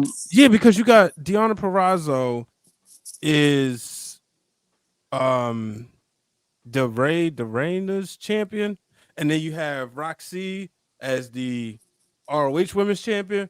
Matter of fact, let me just go ahead and do this since we got toys now. This just in, Deonna Purrazzo is now a double champion. She defeated Roxy. Congratulations to Roxy on a phenomenal run. But Mickie James, she retained the title this past Saturday at Hard to Kill. She will walk into the WWE Royal Rumble. WWE is acknowledging the fact that she's the Impact Women's Champion. I think this is great for business. I'm excited. This gets me to another level of excitement for the Women's Royal Rumble. Now, Renee Paquette, formerly known as Renee Young, said she wished they would stop announcing, right? I get it.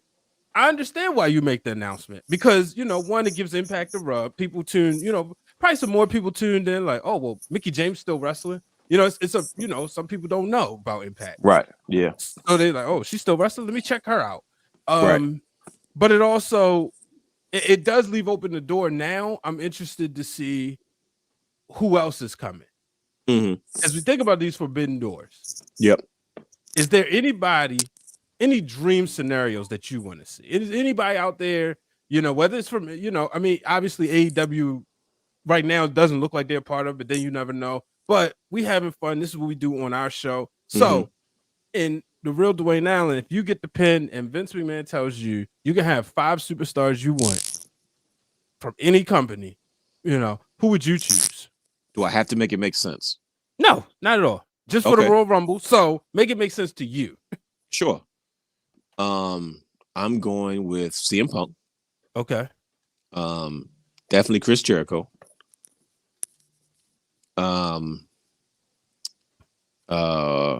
Rhino from Impact. That'll be a fun one. That's 3, right? Yep. I would probably go with I'm definitely doing all nostalgia runs. You got to do I would do like the Big Show. Oh, okay. Don't be shocked at the Big Show. How many is that? Is that 4? That's 4. And probably probably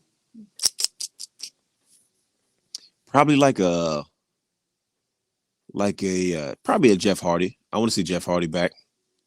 Okay. You know, I don't know the situation with, all that stuff and the allegations in regards to substance abuse or lack thereof or miscommunication. I don't know the story, and I'm not here to speak on it. But if I was booking a nostalgia run, I feel like WWE is open when it comes to the forbidden door with bringing back former WWE recognizable legends that are working elsewhere.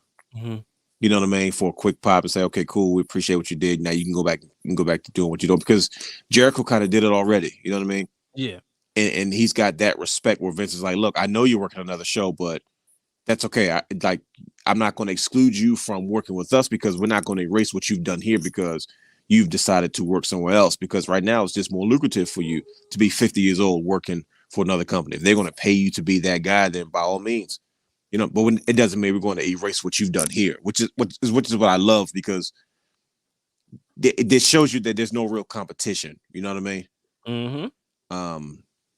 So let me ask you this, because I see what you did here, and I like it. Right? Mm-hmm. You're going with, I'm bringing in people that I don't have to necessarily introduce to my audience. Exactly. So if I could, because think about it real quick. Mm-hmm. Think about it. The WWE audience is not going to know if you bring in someone like a Wardlow and all them other guys. Half the people are not going to know who they are, mm-hmm. and then they're going to wonder, like, well, wait a minute, who is he? Well, why did he show up? You got to answer your live audience first before you answer the dirt sheet. Like, dude, wrestling isn't for us, the internet people. Like, they're not worried about us. Mm-hmm. They're more concerned about the live audience. So it's got to be recognizable faces. It's got to be recognizable music. The 16th Royal Rumble, when my son, when I got excited about AJ Styles, and he's like, "Who's that?" And then 6 months later, that was his favorite wrestler. Yeah. You know what I mean? But now the live audience, it was enough people there in Orlando. Bingo. That was the key. You know what I mean? Because that and those southern states, yeah, but maybe you do that in New York City. It's going to be a good portion of the audience. It's like, oh, snap, it's AJ Styles. Mm-hmm. But then there's going to be another person like, okay, who's this new guy? Yeah. You know what I mean? Versus Orlando, you have a better chance of kind of making it known, like, okay, hey. Like, for instance, when Ric Flair, every time WCW brought back Ric Flair, they didn't do that in Milwaukee. They waited. Right. They waited till they got to Flair country, right? They waited. They got to the Carolinas somewhere where they knew he made that more of a mark. So when his music plays, as old as he was, it didn't matter why he was there. He was going to be celebrated. Mm-hmm. You know what I mean? So when you pull up in Charlotte and you hear Flair's music, it's going to touch different than it will in New Jersey. Or where we was, Greensboro, North Carolina. Hey, there you go, Greensboro. Anywhere Flair country, the Carolinas, as he calls it, because it's any one of them. And the crazy thing is, he's from Minneapolis. I didn't realize that until I played WWF Royal Rumble, the first game, and I imagine I'm playing as a child, right? Mm-hmm. So like, my uncle, shout out to my uncle Troy, he got it like when it first came out, and at this time I can read. I'm like, wait, Flair's from Minneapolis, Minnesota, because all I kept hearing, even as a child, they programmed you that North Carolina. From Charlotte, North Carolina, that was Flair country. Flair country, yep. Now, if we could, if you could get one person, okay, that's not recognizable, is there one person? Who would that one person be that you would bring in? Oh man, that's tough. Nobody's really hot right now. Probably MJF. Okay, I think MJF would kind of relish in that. Okay. Excuse me, I take it back. That's the dumbest thing I could have ever said. Not the fact that I said MJF, but take off. I said top 5 people. Take off Big Show. Okay. Who did I say? I said CM Punk, Jericho, Rhino, and Jeff Hardy. Jeff Hardy, Big Show. Take off Rhino. No, keep Rhino. Take off Big Show. Give me Kenny Omega. Okay. I think he's instantly recognizable. Yeah. Everybody knows who the heck he is. Mm-hmm. Like I think if people, I don't think he will be lost in the sauce. I think he's the one that he would get enough of that audience would know who the heck he was. Or matter of fact, or Cody Rhodes. Oh, You know what I mean? Or Cody Rhodes. I think that would be a huge shock. That'll be fun. yeah. The problem is that there will be no follow-up. And it kind of wouldn't be beneficial for AEW at the end of the day because it's like, well, those guys are kind of active guys versus Chris Jericho's a nostalgia run. The Big Show's a nostalgia runs. The Jeff Hardy's a nostalgia. Rhinos, ECW guy, those are nostalgia runs. You know what I mean? You're there to see them. Oh, it's good to see you. You know what I mean? And you send them on their way. Versus guys like Cody and MJF, they're active. It's like, man, if Kenny Omega shows up in WWE in front of the audience, you don't do that. Because he might go, ooh, this feels a little different around here. Yeah, I was gonna say that. You know what I mean? Like, wait a minute. And then you got to go back home. It's like imagine you going to a party, yeah, and you had the best time of your life, and it's like, oh yeah, but you got to go back home. You can't hang with us. It's like, dang, y'all still, we're still gonna be partying. We're gonna go to another place and do it all over again. But you got to go home. You're like, man, I wish I could have stayed a little bit longer. You went over your cousin's house or friend's house that had all the new video games. You're right, and then your mother, say, hey, great, pack your stuff up. Your mother on your way. You like, dang. Yep. We just started playing the game. I feel hurt just talking about it because I remember that feeling. As soon as you start having fun, so your mother said she on her way. You like, dang. Yep. And then you hoping they talk. Like if they there you go. You hope and you hope they sit there. You standing there waiting for the go, and then you be thinking the whole time because they didn't carry a 20-minute conversation. We could have finished that game. Right. And then as soon as you leave to try to sneak up, no, don't go nowhere. We ready to leave. Yeah. You're like, come on, bro. My dad was good for that. Oh my goodness. Especially at my grandmother's house.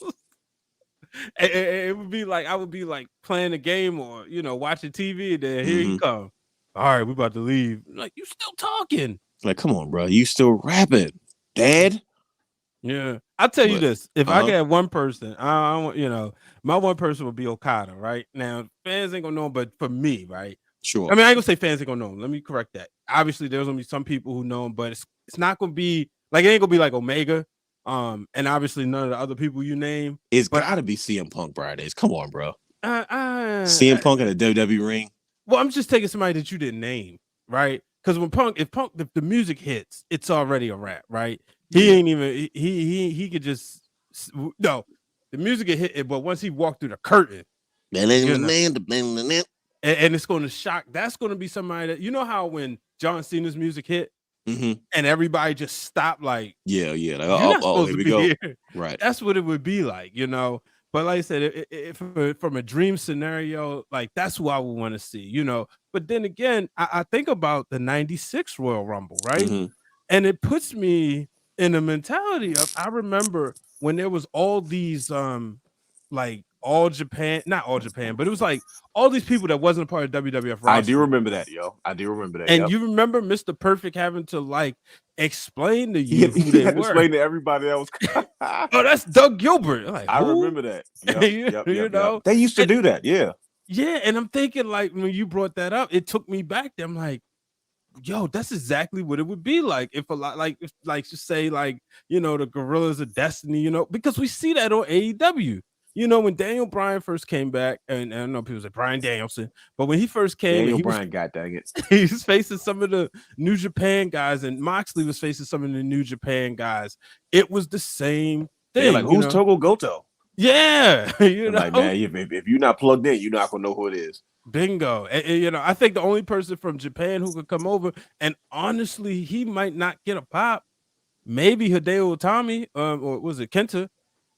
I think he didn't. Remember, he showed up. What are you saying? Remember, he showed up at AEW. Yeah, and so so if he showed up to Rumble, it'd be like, oh, we forgot about you. That's crickets. Yeah, he didn't. He's not turned out to be the guy that I was going to be. Is he a disappointment? Is he to like me, he is to me? Okay, because you remember that graphic, right? Yeah, where it was like I think it was 5 people, if I'm not mistaken. My memory served me correctly. It was Kevin Owens, Sami Zayn, Neville, Kenta. Yep. And it was somebody else. Was it Finn? Finn Balor. That was the foundation of NXT. Like when they was turning that corner. When they were turning that corner, like they were building on those guys. Yeah. And yeah, you talk about a disappointment. I think he'll be known more for what he did previous in his career, pre-WWE, than he will be post-WWE. Has he gotten the juice back? I don't think so. Okay, because He's in those spots. Don't get me wrong. Okay. He's in when he showed up at New Japan Pro Wrestling, it was a big deal because he's a Pro Wrestling Noah guy. Yeah. You know, like that's where he cut his teeth at. Like that's when he was Mr. Pro Wrestling Noah. Mm-hmm. So when he showed up in New Japan, it was a big deal. But New Japan's kind of down right now. You know what I mean? And like he just, like I said, he just had a crazy match with Tanahashi that I feel like I need to go back and watch. But it's just like, man, I'm having a hard time trying to get reinvested in New Japan because I've seen Tanahashi versus AJ Styles. I've seen Okada versus AJ Styles. I've seen Okada versus Omega. Like you know what I mean? Yeah. Like the expectations are really, really high, and my guys are still there, but they don't. To me, their dance partners are just not what they were. You know what I mean? And yeah, Kenta is just, man. I am. It's definitely not what I was expecting from him. Like I was expecting him to be like a huge global superstar. He showed up on AEW Dynamite for a cup of coffee, and then that was it. There was no follow-up or whatever the case may be. It just fell on deaf ears, in my opinion. So it's tough. I think he's a legend. He's a legend in Japan, but I just feel like he should be a global superstar. Like Shinsuke Nakamura is a global superstar. Yeah. You know what I mean? Tanahashi is a global superstar. Like you can go any wrestling circle and you're gonna know who those guys are. I don't see Kenta on that level, even though he probably is in their eyes. Yeah. You know what I mean? That's like Tom Brady would tell you who his favorite quarterback is. It may be somebody you've never really heard of. Right. You know what I mean? Because amongst quarterbacks, he's respected. You know what I mean? Amongst the boys of the game. But when you ask the casual fan, they're gonna be like, who? I know Tom Brady, I know Peyton Manning, I know, whatever. I'm gonna try not to be disrespectful, but it reminds me of when you go to like local indie promotions. Okay. And they talk about somebody who like cut their teeth there, and they's like, "Oh, this person's a legend. This person's a legend," but they never made it. But they got the respect of all the boys like in the business though, and they'll tell you that Paul, this guy's the guy had the best match in ever. Trust me, I get it. Who's like that? I'm trying to think of an example. Names. I remember. You know who was that way for a long time though. Like, and it's no disrespect. Tony Nese was that way. Okay. Like I was listening to, I mentioned every time we have our show, I mention their podcast, the Major Wrestling Figure Podcast. And Tony Nese got his first basic WWE action figure.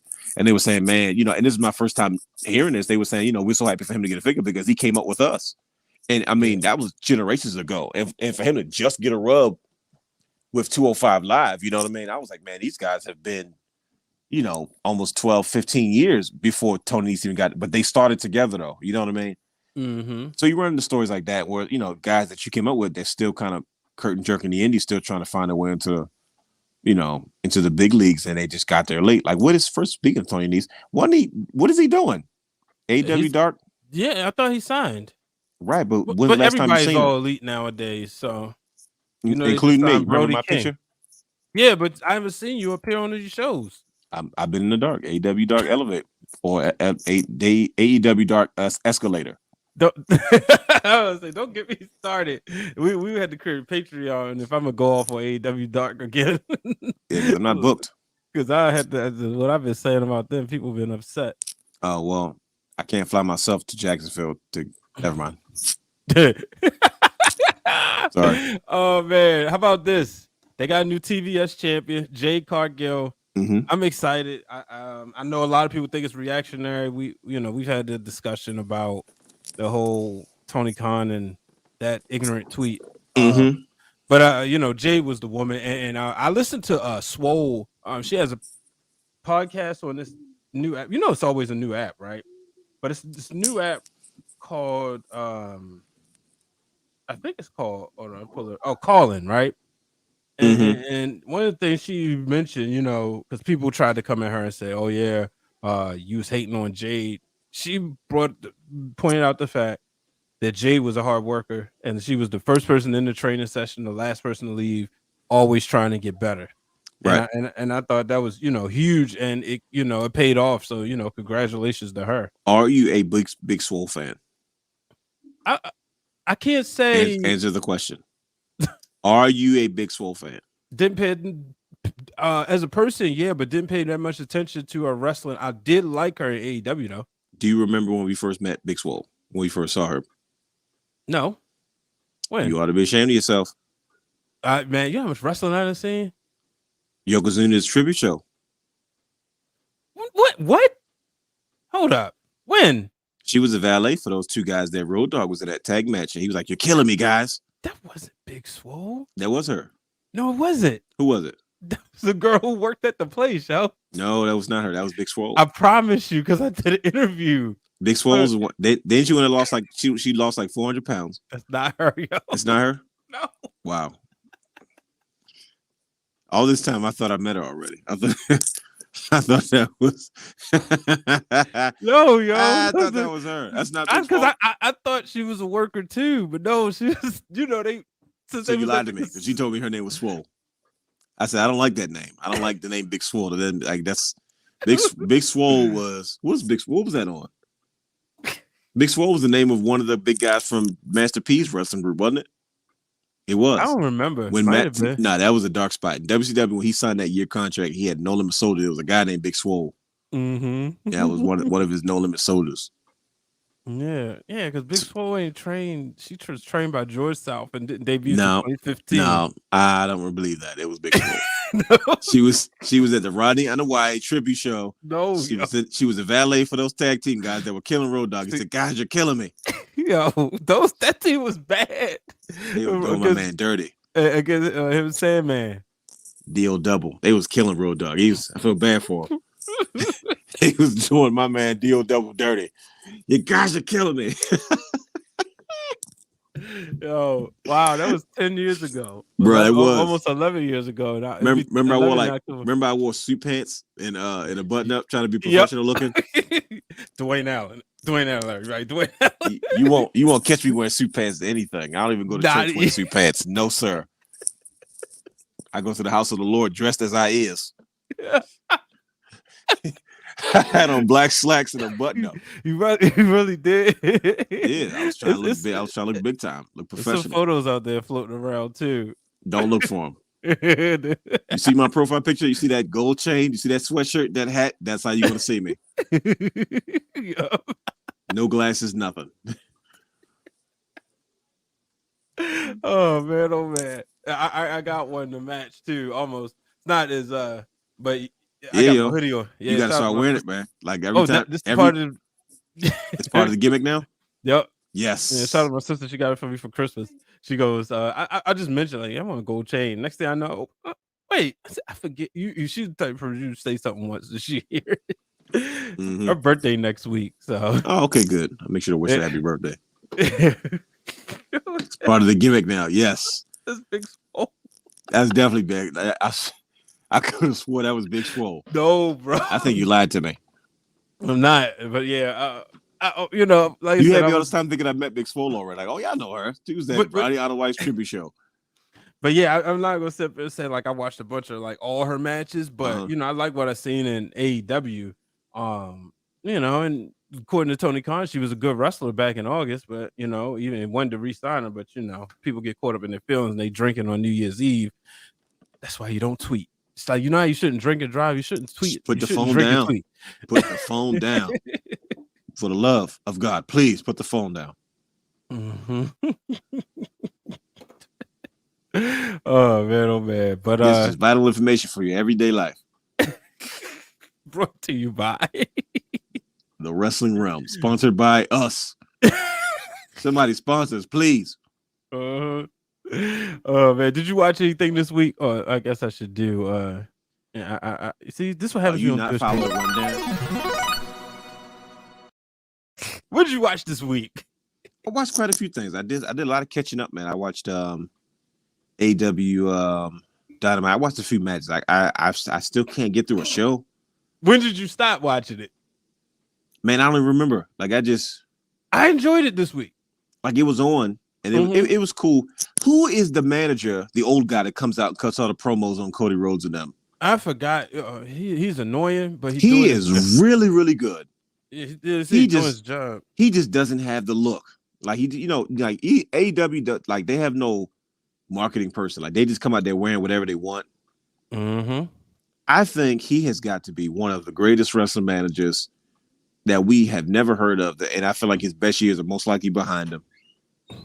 But I enjoy his work a lot. Like he's really, really good. I mean, that guy can get under your skin. And he is someone that always says something that I'm always thinking. And I'm like, man, I like this dude. I can never figure out his name. Like I get it, and that's how much I don't watch the show, but I'll have it in a second. I watched him cut a promo on Hangman Page, and I was like, man, this guy knows how to pick a fight.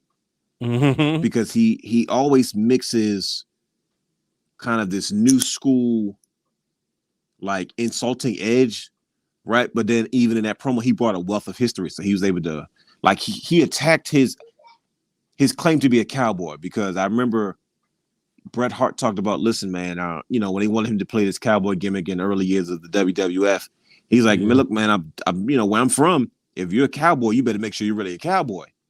You know what I mean? Like that's like a badge of honor. Like, cowboys weren't suckers. And to hear him like, look at this East Coast, modern day East Coast cowboy stuff. You're nothing like the cowboys of professional wrestling, that were legit cowboys. And I was just like, man, he always stands out to me. I like his work. He's had some issues with like he's beef with Cody and stuff like that, and of course Lance Archer. But I enjoyed Lance Archer attacking Adam Page. That was fun for me. Okay. I've always felt like that's how he should be billed. That's how he should have, if they're hitting the reset button with Lance Archer, I don't mind them pulling the trigger. Dan Lambert, that's his name. What's his name? Dan Lambert. Yes, it is Dan Lambert. I knew it. He has like a newscaster's name.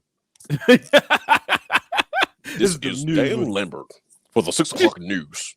The weather at 8 o'clock.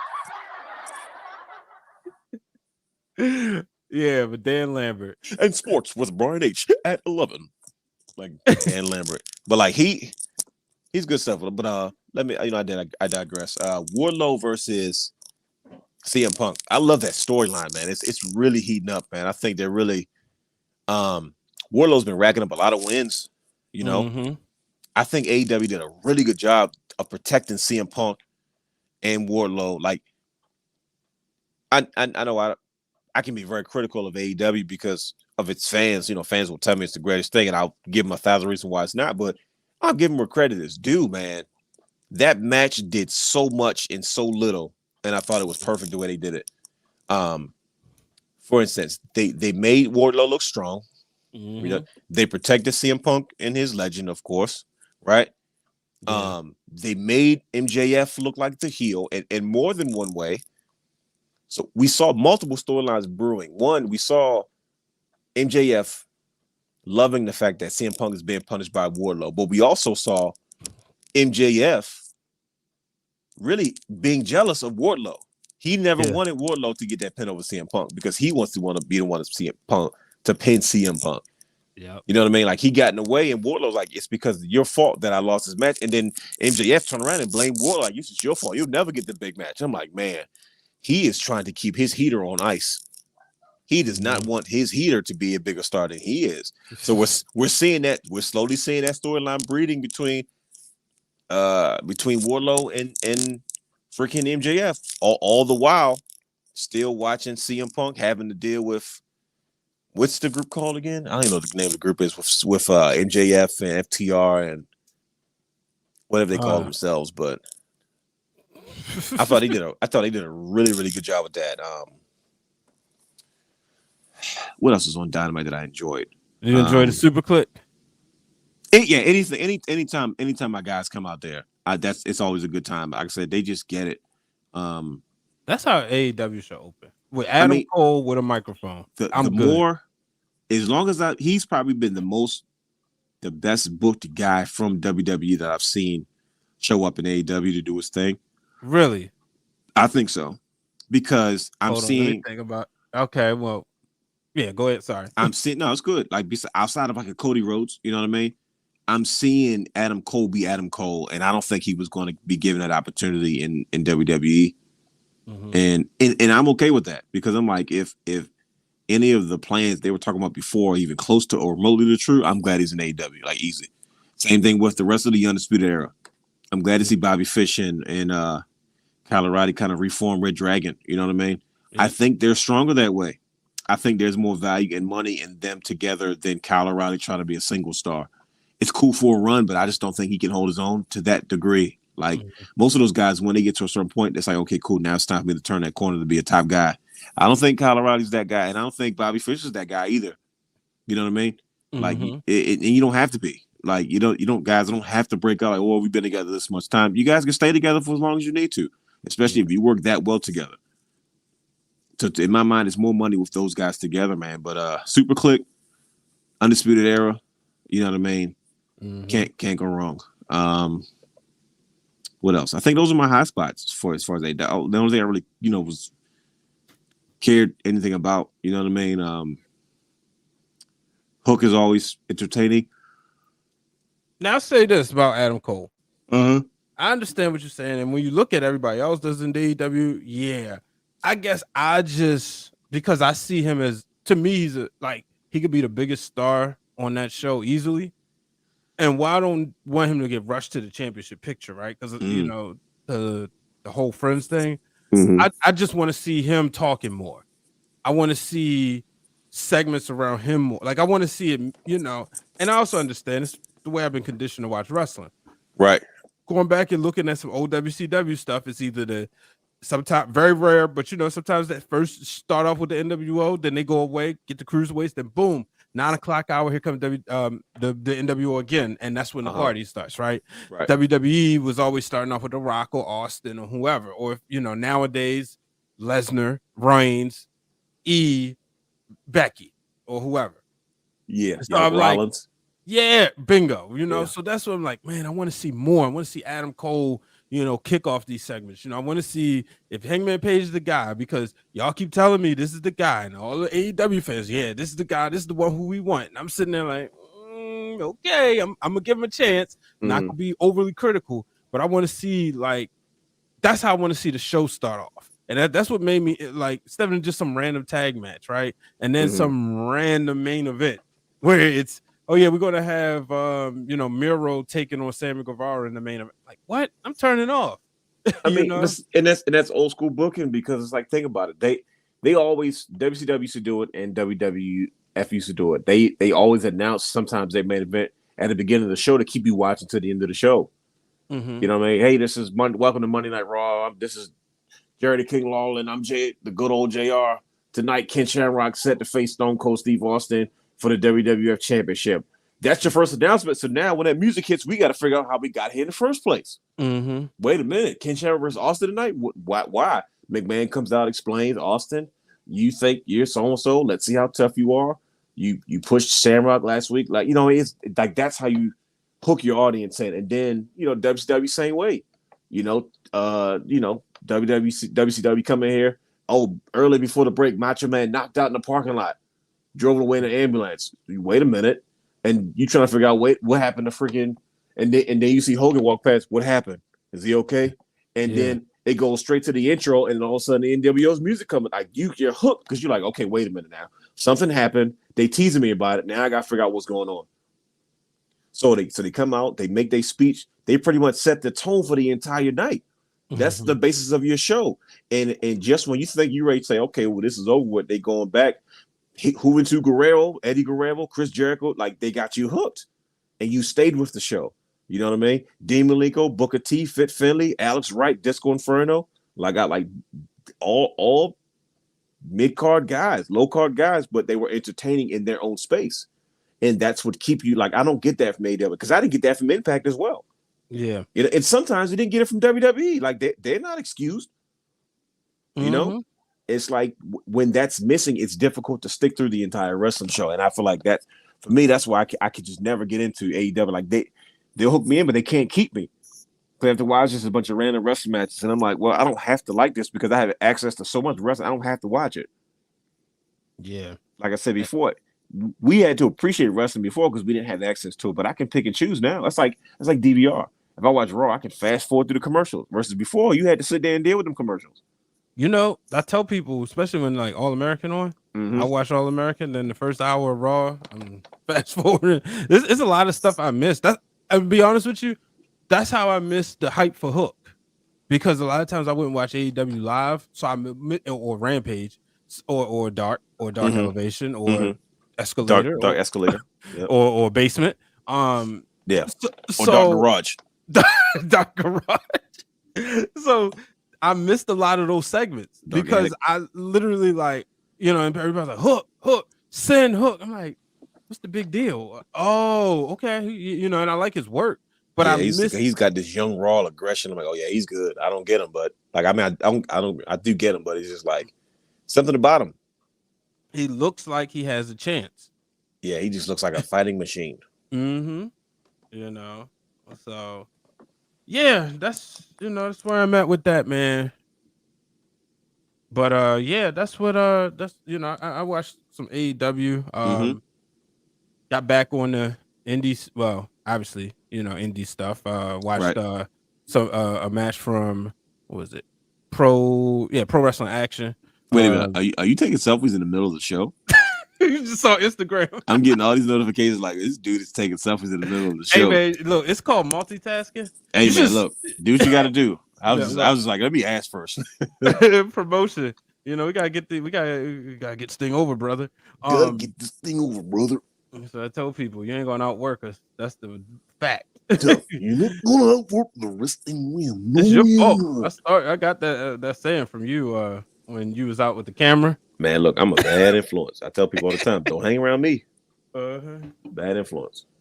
But yeah, man, watch some Pro Wrestling Action this week. Amber Rodriguez falling short to Shalance Royale.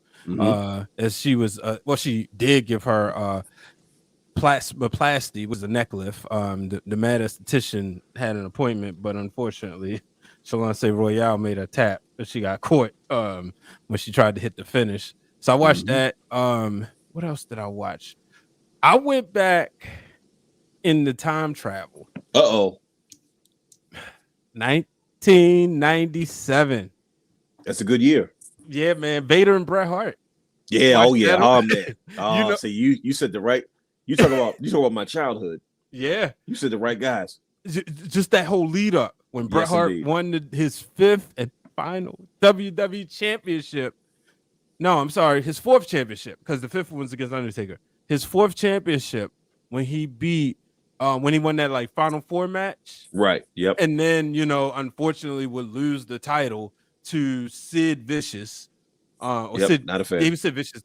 Yeah. Was he Sid Vicious? No, he wasn't. No, Sid Justice was WrestleMania 8. He was still wait. What year was this? No, he was Psycho Sid. He was Psycho Sid, yeah. By the time 97, you talking about Vader. I don't know why I'm thinking Sid Vicious and Psycho Sid was the same person. It wasn't. Yeah, he was Psycho Sid Vicious was the WCW incarnation. Yeah, yeah. He went back in 99. And before.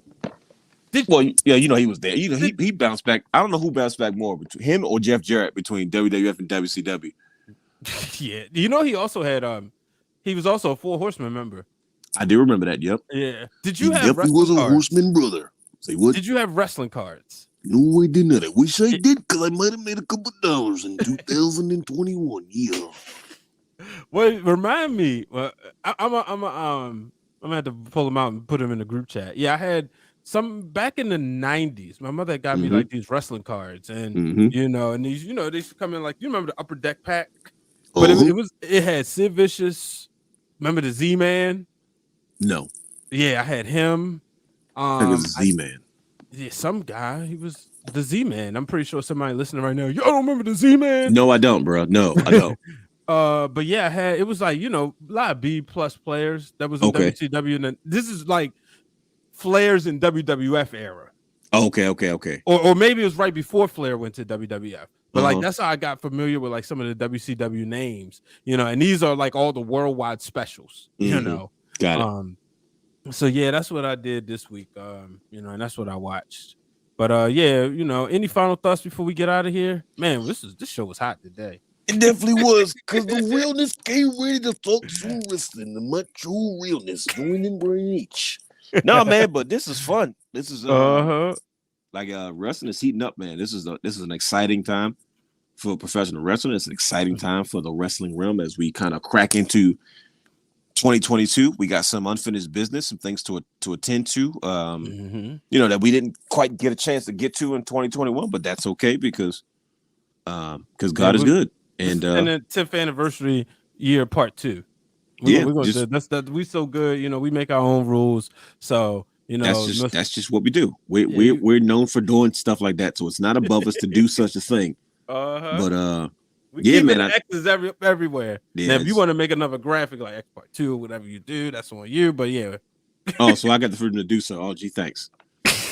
I mean, you're the graphic designer, brother. I think I do have director of the wrestling realm. I think I do have it. Well, that's fancy. I might get a job off that one. Art director. That's right.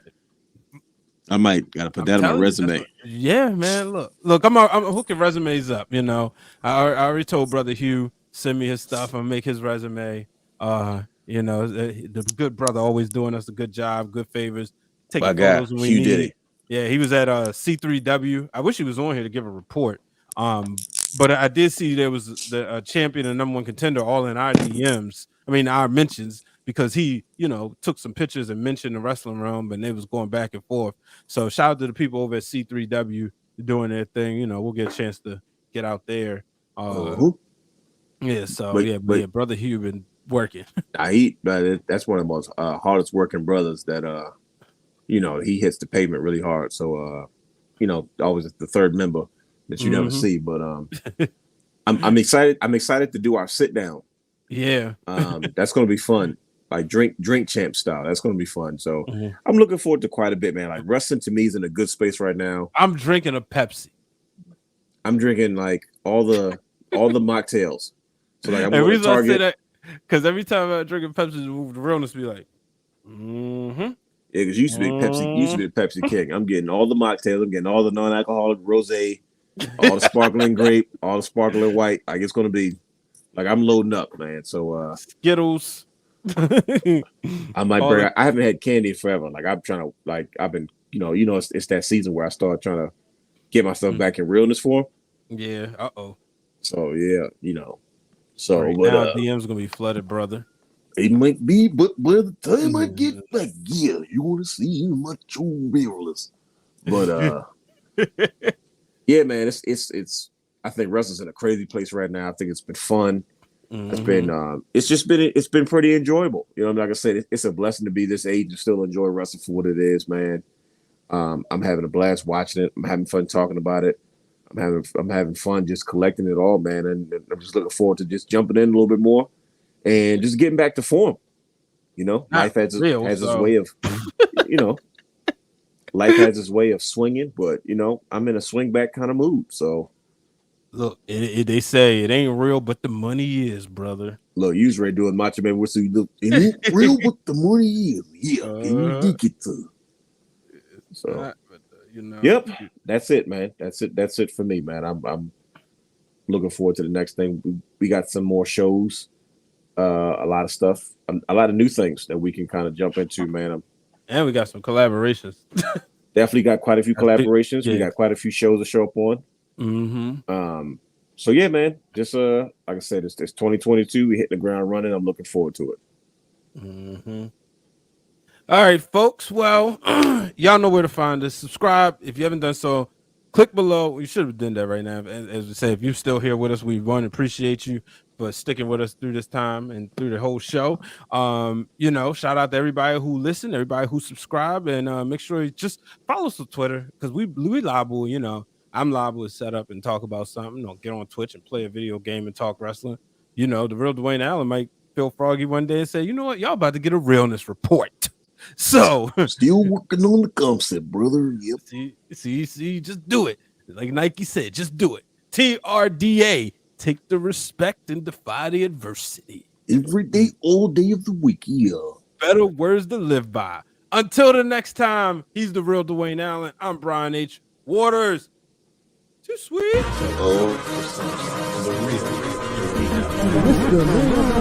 Brian Houston, we have a problem.